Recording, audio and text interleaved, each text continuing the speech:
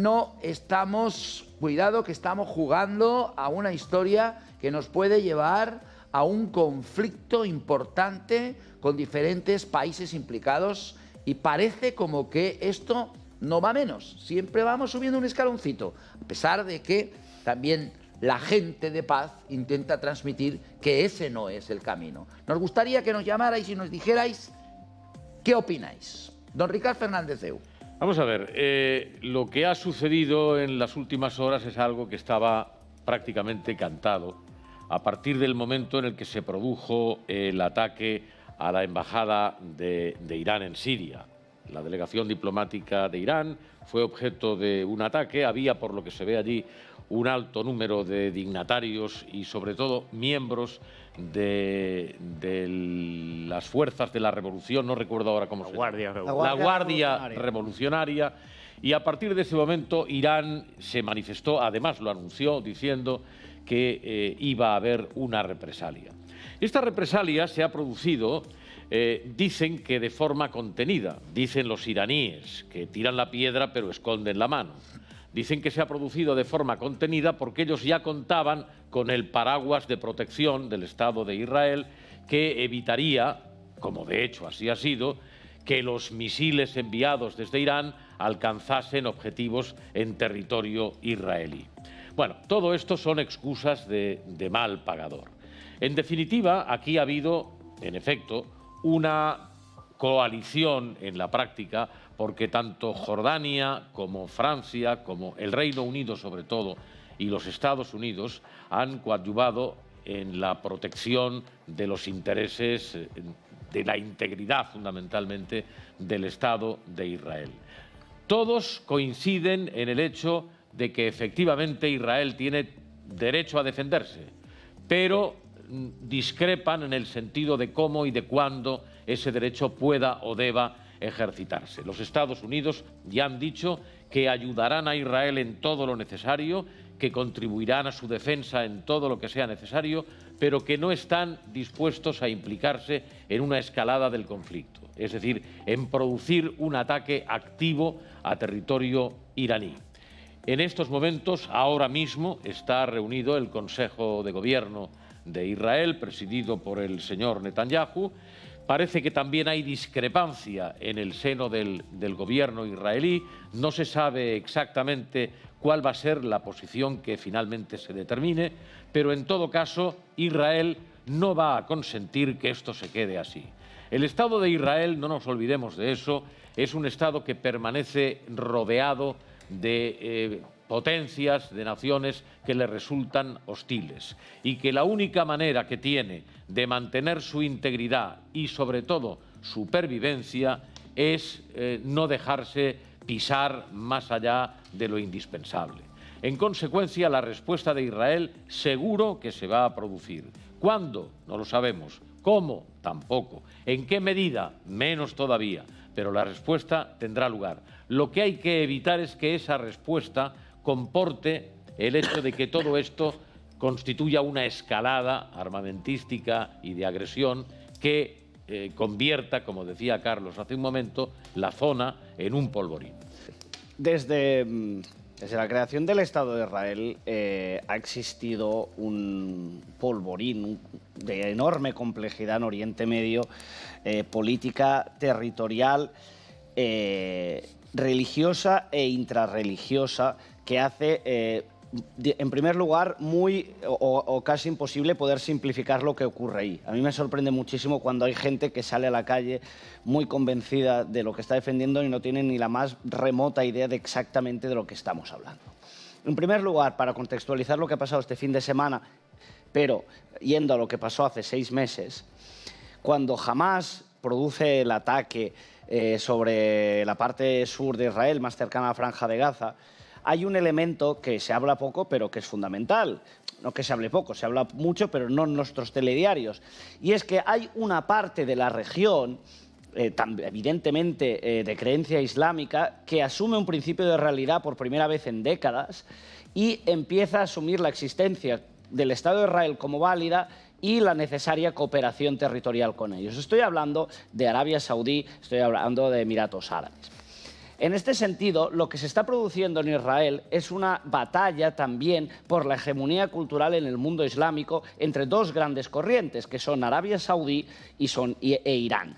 En este sentido, Irán, cuando combate a Israel, no lo hace con la bandera de Irán, pero lo hace detrás con Irán. Hezbollah al norte, es decir, el sur del Líbano, la frontera con Israel. Hezbollah es el partido de Dios, literalmente. No es un nombre que, ya me perdonan ustedes, pero acojona, ¿eh? ¿Quién les financia a esta gente? Irán. En Hamás, cabe recordar que la gente a veces también, que sabe mucho y sabe poco, Hamás gobierna una parte de Palestina muy pequeña, que es como el Maresma, para situarnos en términos de longitud y de amplitud, que es Gaza, pero que la mayor parte de los territorios palestinos no están gobernados por Hamás. Pero en cualquier caso, Hamás, que es, digamos, un brazo más radical político, pero también militar, tiene alianzas también con Irán. Segundo elemento. Tercer elemento de la ecuación. Una guerra que nadie le hace caso y que es durísima y que hace unos años que dura, que es Yemen. Yemen es un estado ya fallido, dividido en dos, en una batalla que enfrenta directamente a Arabia Saudí con Irán, a través de sus milicias en este sitio. Es decir, hay grupos organizados, pero que en esencia su padre o madre son estos dos grandes estados. Es decir, no se puede comprender la dimensión de este problema sin entender el conflicto que existe para la hegemonía política y de liderazgo en el mundo islámico. Cuando Mohammed bin Salman, actual príncipe de Arabia Saudí, pero de facto líder de Arabia Saudí, asume una política aperturista en términos saudíes, también hay que ser justos para decirlo, en la cual entiende el valor y la necesidad del Estado de Israel para un elemento de paz en la región, Irán no quiere que esto se sitúe, porque recordemos que Irán hace 50 años las mujeres podían ir en pantalón corto y evidentemente con el pelo tirado para adelante, con un señor que tampoco era el adalid de la democracia, que era el Shah de Persia, pero es que hemos ido involucionando 4 siglos en términos morales. Entonces, cuando todo esto se produce, lo que se está situando es que la batalla que Irán promociona de alguna manera en su momento es, oiga, guerra con Israel porque tenemos que evitar que Israel se asocie, se alíe de alguna manera con una potencia de la región que es Arabia Saudita. ¿Cómo va a escalar el conflicto? Yo no lo sé. Espero de verdad que no sea, pero que esto de que Irán e Israel no están en guerra y que ahora se ha producido el ataque directo, sí, pero digamos que a través de emisarios llevan mucho tiempo pegándose de hostias, con perdón, los israelíes siempre son israelíes, pero Irán, en nombre de Hezbollah, en nombre de Hamás, en nombre de rebeldes hutíes o en nombre de quien sea, siempre ha encontrado la forma de eliminar, porque su objetivo simplemente es la desaparición absoluta del Estado de Israel, con lo cual, con un amigo sí, no hacen falta enemigos. Por último, ¿cuál es el tema a evitar, entiendo yo? Fíjese, Yemen nunca ha sido una adalid tampoco de un país avanzado y moderno. Pero en cualquier caso, al otro lado del estrecho de Bab al-Mandeb, está Somalia, que es un estado fallido. ¿Qué puede pasar el día después? Esto a mí lo que me preocupa es que uno puede combatir con armas, pero es difícil combatir ideas. ¿Cuál será el nivel de fanatismo y radicalización de la ciudadanía, en este caso palestina, que vive en Gaza, el día después que el gobierno actual de Israel, creo que ya de forma muy fuerte, haya acabado con todo? ¿Cómo se va a gestionar el día después? ¿Va a ser posible que haya otros acuerdos o los acuerdos de Abraham lleguen adelante? Por último, y acabo, sé que estoy metiendo un rollo, pero creo que es importante contextualizar lo que está sucediendo. Lo mejor que podría pasar aquí es, 1, que no hubiese una escalada mayor, 2, que los acuerdos que previamente a los ataques de octubre de Hamás estaban previstos finalmente se produjeran y encontremos por primera vez en 7 décadas, son 6-7 décadas, un espacio de más o menos tranquilidad en un territorio que por esencia, por complicación política, cultural y religiosa, nunca ha sido posible tener una vida en paz. Que Hamás es una organización que se autoproclama yihadista y la yihad es la guerra. Quiero decir, lo que pretenden, como bien has dicho, Sergio, es la aniquilación del Estado de Israel. Y el Estado de Israel tiene derecho a defenderse. Que el Estado de Israel no es Santa María Goretti, ya lo sabemos. Es decir, todo el mundo comete errores y a veces se excede. Y a mi modo de ver, personal modo de ver, pues en Gaza están seguramente excediéndose en alguna medida, porque eso tampoco resulta tolerable. Pero no debemos olvidar que todo esto trae causa del ataque de Hamás. Un ¿Y por ataque qué viene el ataque de Hamás? terrorista. ¿Perdón? ¿Y por qué viene el ataque de Hamás en ese momento? Bueno, el Estado de Israel favoreció mucho el crecimiento de Hamás en su día, pero digo en ese momento. en detrimento de la De Organización Al-Fatah. para la Liberación de Totalmente, Palestina sí, y sí, concretamente que también han hecho cosas buenas estos, Al-Fatah. Pero déjame decirte que en estos momentos, y abundo en lo que apuntaba Sergio, la acción diplomática española se concentra fundamentalmente en una gira del presidente del Gobierno por determinados países europeos en apoyo de su pretensión de atribuirle un Estado a Palestina. Más allá de la consideración que el asunto nos merezca, este es el momento peor para actuar en ese sentido. He escuchado las declaraciones del ministro Álvarez a este respecto y me parecen deplorables, porque es que además se instalan en la actitud del sostenella y no en Mendalla. Luego, en respuesta a esta señora que nos acaba de telefonear, a la que debo reconocerle, digamos, una capacidad de análisis muy interesante, solamente recordarle una cosa, señora. Irán, yo no sé si tendrá o dejará de tener paciencia. Lo que sé es que Irán es un régimen teocrático que no respeta los derechos humanos. Y un régimen que no respeta los derechos humanos, para mí, ya no resulta tributario de ninguna otra consideración que pueda resultar positiva. ¿Quién le interesa que hayan conflictos en este mundo? Porque en este momento hay diferentes conflictos. No olvidemos Ucrania. Utiliza usted el verbo interesar. Sí. Las relaciones internacionales parten de la base de los intereses. Es decir, en lo que tiene que ver con el derecho de gentes, en principio, y después también con la representación diplomática que se establece en los países civilizados fundamentalmente, no se defienden ideologías, no se defienden patrones sociales. Lo que se defienden son intereses. ¿Y cuáles son los intereses? La presencia hegemónica, la influencia en la zona correspondiente y el beneficio de los nacionales del país al que se representa. Por ejemplo, ahora, con ocasión de los conflictos que existen, pues las empresas armamentísticas están haciendo su agosto. Las empresas armamentísticas, en su mayoría, la mayor parte de los países fabrica armas. España también, por ejemplo. Pero donde reside la industria armamentística más importante es en los Estados Unidos de América. Por lo tanto, la Lockheed, la Westinghouse, la Boeing, la Lockheed, todas estas compañías se están poniendo las botas, porque hay que fabricar armamento, hay que fabricar aviones, hay que fabricar carros de combate, hay que fabricar naves que nutran las flotas. Todo esto son intereses que se defienden. Se defiende la influencia en una determinada zona. Estados Unidos tiene interés en controlar determinadas zonas del planeta porque las considera estratégicas desde el punto de vista de la defensa de sus intereses. China hace lo propio. Rusia hace lo propio. Y quienes no hacemos lo propio es porque no nos lo podemos permitir. Porque si nos lo pudiéramos permitir, también lo haríamos, como se hizo en su día con el Imperio Español y como ahora mismo, a través de un mecanismo muy curioso, pero desde un punto de vista práctico muy eficaz, a pesar de que ya no sea lo que fue, la Commonwealth respecto del Reino Unido del Reino Unido de Inglaterra y de Irlanda del Norte. Por lo tanto, es decir, estamos hablando justamente de eso, de intereses, no de bondades, no de derechos, no de imposición de un determinado criterio respecto de las cosas, sino la defensa pura y dura de unos intereses.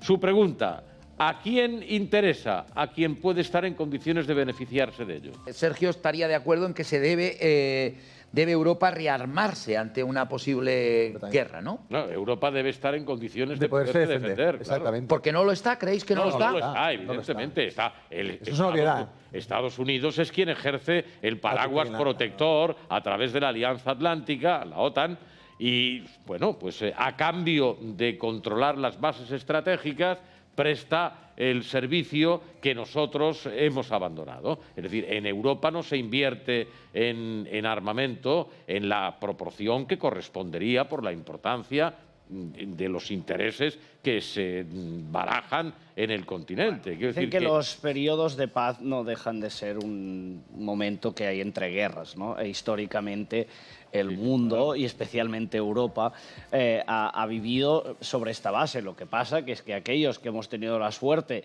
de nacer en un mundo completamente en paz, damos por sentadas una serie de cuestiones que yo creo que el alto representante de la Unión Europea en política exterior, el señor Borrell, con quien coincidimos en Roma, te acordarás tú y yo, Ricard, hace un tiempo, pasa en cada rueda de prensa lo anuncia. Dice, oiga, que la paz, la estabilidad, no es gratis. Y, por lo tanto, debemos, en primer lugar, ser conscientes de que el mundo es complejo. Yo imagino que muchos de nuestros telespectadores vivirán en bloques de pisos. En estos bloques, cuando hay reuniones de la comunidad, ya existen conflictos entre personas que viven en una misma comunidad y muchas veces que teóricamente, sociológicamente, se parecen mucho. Pues imagínense ustedes en un mundo enorme en el que hay visiones de la vida totalmente contrapuestas, ideologías, religiones y principios que chocan los unos con los otros, ¿no? Con lo cual, ¿esto de a quién le interesa que haya conflictos? Bueno, pues claro que hay gente que se beneficia de los conflictos, especialmente algunas industrias, pero es que en esencia la complejidad del ser humano y de sus formas de aunarse en países, en asociaciones, en comunidades, en lo que usted quiera, pues lo hacen complejo y llevan al conflicto. ¿Cómo podemos evitar que estos conflictos escalen más? ¿Y dónde están hoy los conflictos? Bien, hemos hablado... Más breve la intervención, sí. Roger, por favor. Sí, pero es que hemos hablado de hace 2 años, tema Ucrania, Rusia. Ahora estamos con Israel, primero con Hamas en la Franja de Gaza y ahora lo estamos abriendo a Irán. Pero es que hay muchos más conflictos en el mundo. Y hablamos de los que salen por la tele, punto. Pero es que hay muchísimos conflictos. Porque hablamos de los que salen por la tele, porque los que salen por la tele son los conflictos que nos afectan. Bueno. Claro. Bueno. Los problemas en Somalia tienen una dimensión que no trasciende la propia geografía del país. Totalmente. En cambio, lo que ocurre en Israel... Sí, pero lo que ocurre en el Sahel sí que nos afecta indirectamente y aquí, como no lo consideramos guerra porque de facto no hay ni estados porque son todos fallidos, es decir, que el mundo es muy complejo. Lo que digo es que hay un elemento que hoy, a día de hoy, es donde nosotros, creo, ciudadanos, vamos a sufrir más todo esto, que es en el ciberespacio, es en el mundo de la información, es aquello que recibimos. Es decir, a mí lo que me preocupa y lo que he observado, para ser, y acabo siendo muy breve en esto, es que la gente, cuando inicia un conflicto, puede tener una posición más o menos a favor de uno de los actores y a medida que avance el conflicto se radicaliza a favor de este actor. ¿Por qué? Porque en su forma de recibir información de las redes sociales le están constantemente los algoritmos de turno proveyendo información que le interesa para darle la razón a sí misma. Con lo cual, imagínese usted un ciudadano que está un poquito a favor de Israel y un ciudadano que está un poquito a favor de la causa palestina, al inicio del conflicto no están tan lejos, pero el mundo del ciberespacio los radicaliza cada uno hasta que al cabo de 6 meses... Roger, esto depende también de la opinión que uno se haya formado, si es o no es una opinión sólida. Me voy a poner en primera persona del singular. Contigo, Ricardo. Déjame que te diga algo en primera persona porque no me duelen prendas a la hora de decirlo. Yo soy, digamos, siento una especial simpatía por la causa judía. Yo también. Por el Estado de Israel. Y la mayor parte de los mensajes que recibo, pero en una proporción astronómica, son favorables, como hoy mismo se ha visto, a posiciones exactamente contrarias. Y no por eso cambio de opinión. No, pero mi simpatía está con el Estado de Israel. Tú, Ricardo, tienes a priori, creo que ya me permitirás que lo diga y creo que nadie se va a enfadar, un conocimiento por encima de la media. Pero yo lo que observo en este caso, y nos habrá ocurrido a muchos de nosotros, sin ser grandes expertos seguramente en nada, es que en conversaciones, en cenas, con gente, hay gente que te pontifica sobre el tema de Israel y Palestina y no sabe la diferencia entre Cisjordania y la Franja de Gaza. Es que entonces, no es tan fácil. No, pero cuando alguien no sabe esto, que se calle. Vale, vamos mejor, al... Porque no tiene ni puñetera idea. Entonces, si no sabes de esto, oiga, no es obligatorio saber de todo. Yo no sé de todo. Es más, no sé de casi nada, pero intento hablar de lo que yo creo que sé. Pero en general, sobre el tema de los conflictos, y pasaba en el caso de lo que hemos vivido en política española y catalana, etcétera, hay gente que sin tener ni puñetera idea de nada pontifica con una grandeza que este es el principal drama de nuestro país, que hay demasiado tonto que va de listo. Aquí en España, hoy el presidente del gobierno se ha encontrado con esto. A todas y... Bueno. Bien. Buenos días y gracias a los medios de comunicación por atender esta importante comparecencia, ¿no? Quería... Bueno, déjame hablar. Ya te hemos escuchado. Ahora déjanos hablar. Al resto. Bueno. Presidente del Principado, autoridades, profesionales sanitarios, en primer lugar, me gustaría agradeceros vuestra dedicación por vuestra defensa permanente de este bien público tan importante como es la sanidad en nuestro país. El Sistema Nacional de Salud es nuestro bien más preciado. Yo diría que es el logro colectivo del que todos los ciudadanos y ciudadanas de nuestro país nos sentimos más orgullosos. Un hospital público como este es un prodigioso mecanismo de precisión que combina instalaciones modernas y extraordinarios profesionales. Pero además es el símbolo de una apuesta colectiva. Una persona que había ahí increpaba al presidente diciendo por 7 votos tienes el culo roto. Hay que aguantar, ¿eh? Y aguanta, ¿eh? El presidente del gobierno estará cargado de todos los defectos que se quieran. No seré yo el que me dedique a defender al señor Sánchez, pero hay que reconocer que tiene tablas y que sabe estar y que pisa fuerte y que está en condiciones de afrontar una situación como la que acabamos de ver con éxito. Es decir, hemos visto cómo aguanta, cómo capea el temporal, no se inmuta, no se allana. Eso no todo el mundo está en condiciones de acreditarlo. Estoy de acuerdo. Y hay que decirlo porque es verdad.